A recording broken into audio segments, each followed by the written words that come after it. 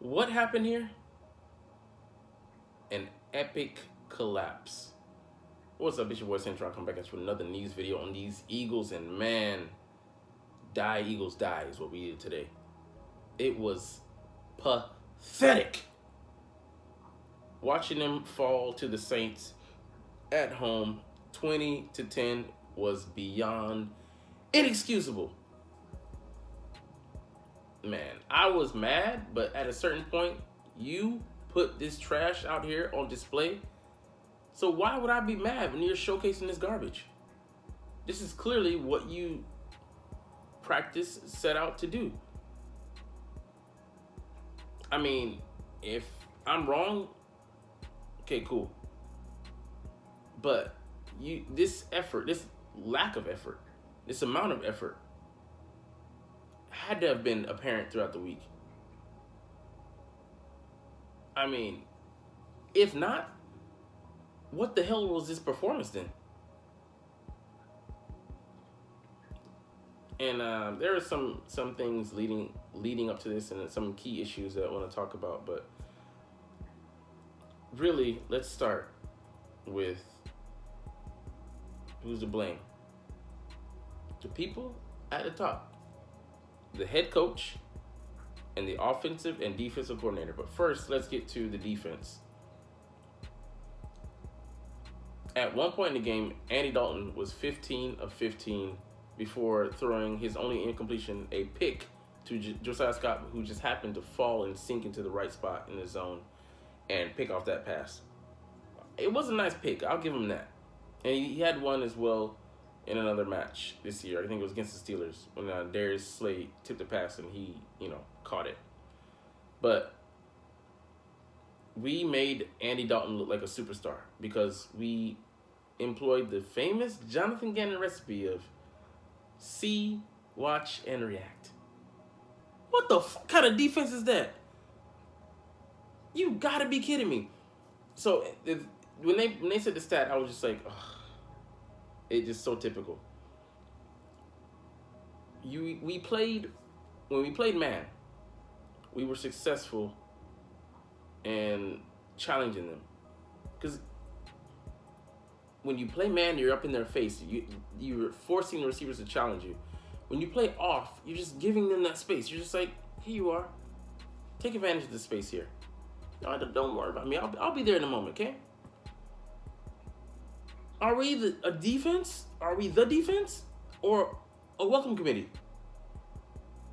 Because you're letting them come all in and with their muddy feet and muddy shoes and wipe those damn things all up on the rug and then trudge through the house. Hey, yes, we adjusted in the second half, but it took way too long. Why are you respecting, this is something Philly 500 said and Joey Shakespeare said, but chiefly Philly 500, why are you giving so much respect to these quarterbacks? Make them at least earn it. It's like gifting a kid a PlayStation 5 when they haven't done anything to deserve it. You think they're going to really appreciate that? Foolish.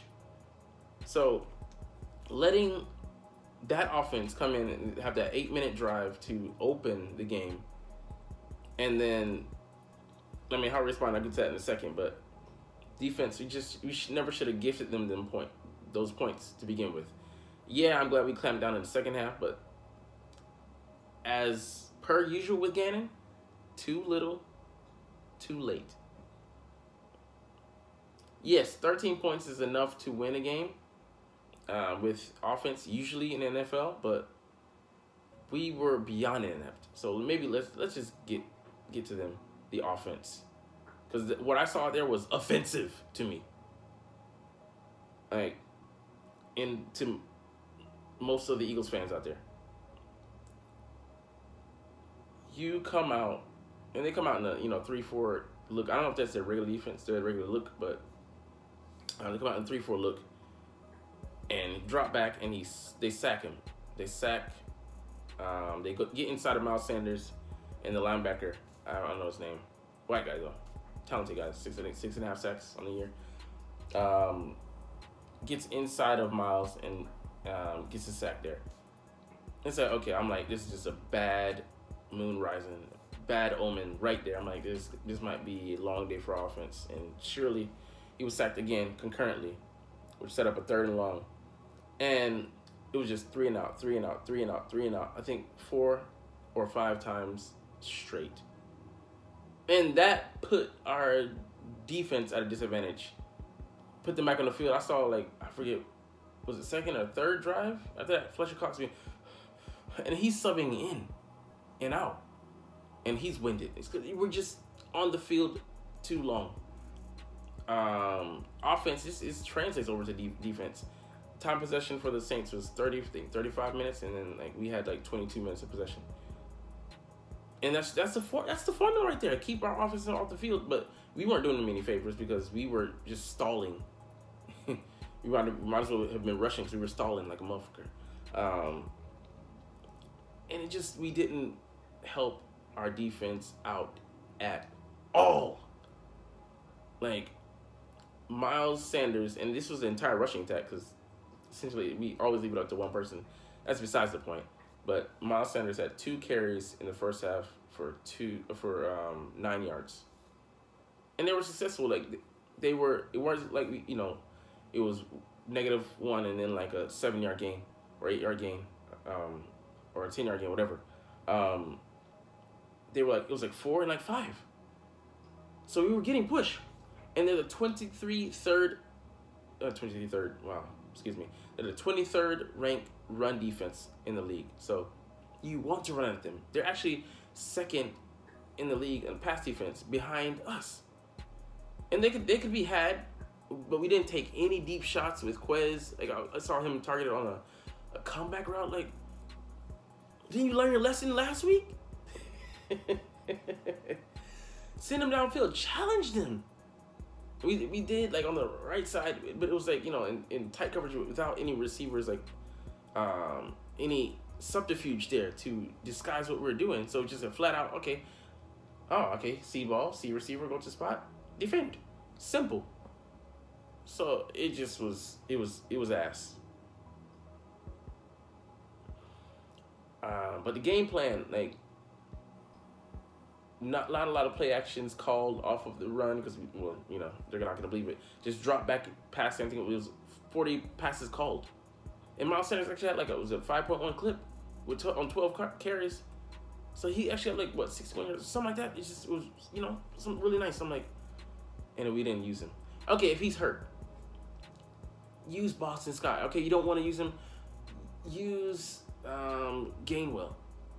Okay, you don't want to use him. Bring up Trey Sermon. We have a plethora of backs we could use, and you don't want it's beyond confusing.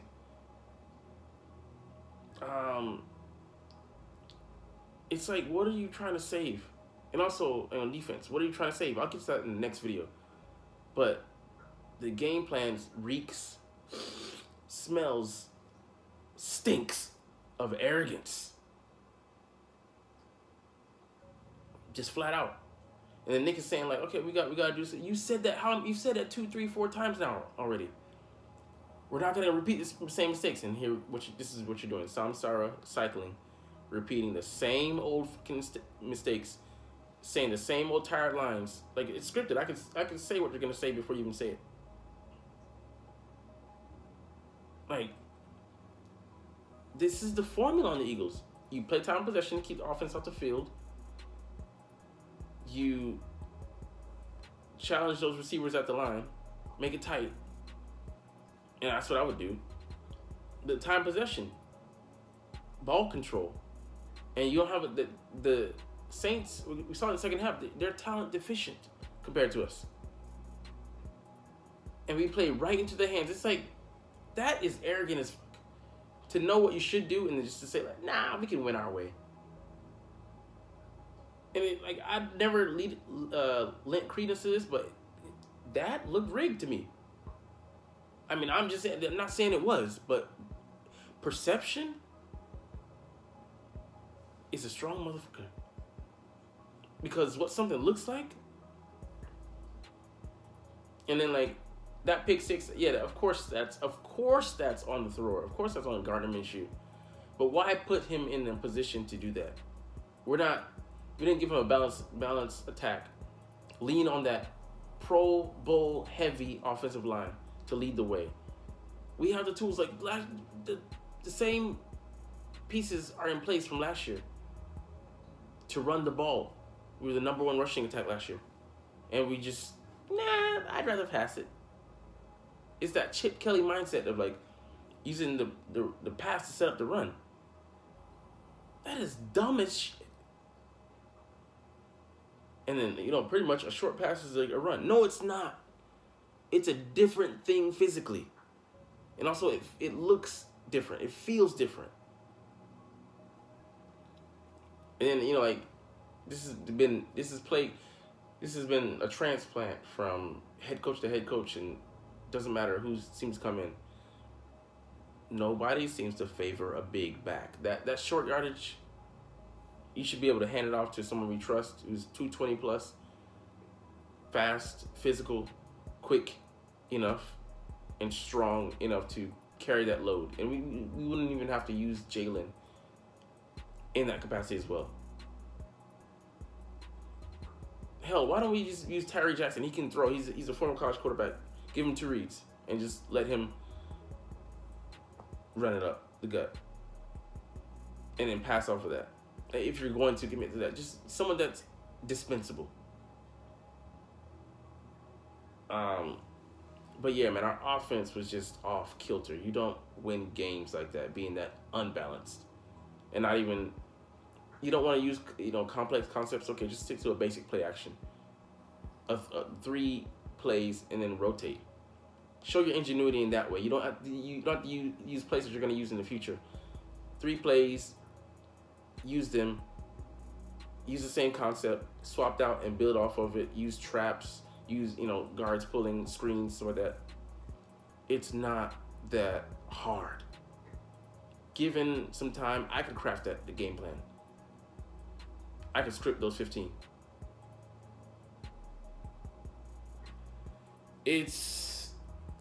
Are you even professionals? Like, I'm seriously throwing out that question there, because what you're displaying and showing to us is just filthy. It's a high level of disingenuity. To believe that you couldn't come out here and win this game, you didn't want to. You didn't care to. Did the NFL tell you to make Week 18 dramatic and lose this game, and then so we can have a dramatic finish for this season? Because one thing is clear: we have to play Hurts next week. Have to. People were complaining. I don't want to lend any credence to people in the message boards on YouTube or whatever saying like, well, we're gonna come out to lose this game. Statistically, looking at the info, the data, we should have won this game. Flat out. Simple. But yeah, the Giants, and this will be also a linchpin, the Giants are going to most likely rest their starters next week. If not, play them lightly, series 2, a quarter, maybe a tops. But they don't want injuries. They don't want to sacrifice Saquon, Daniel Jones, Slayton, Darius Slayton, Thibodeau, whatever his name is, Papados, DN from Oregon. But you want to walk out of there unscathed, on the injury front. And then, much as they might hate us and want to beat us, winning and trying to advance on the road next week, the week after that, takes top priority. So I like that it actually forces Dallas to play their starters as well, to try and win that game, to try and get that first seed, because the first seed is valuable.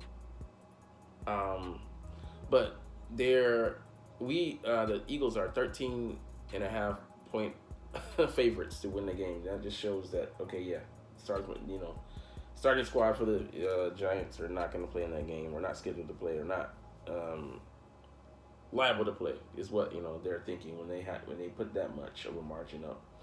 But if Gardner's starting, I don't have confidence that we're going to win that game. No. After what he showed today, you're not even a competent NFL quarterback. Sir, you look like hot steaming trash. And when Philly 500 was like, go to your van and just sit there, I was like, God damn. punishment, solitary confinement. But I like, if Hurts plays next week, I like us getting up early and then like, you know, them sitting and then like actually giving Gardner the run game, just making them do handoffs. But this game today just should have never happened. It was an aberration. I would like to say it's an aberration, but with this coaching staff, you just never know. I don't know how to explain that. I don't know how you do it.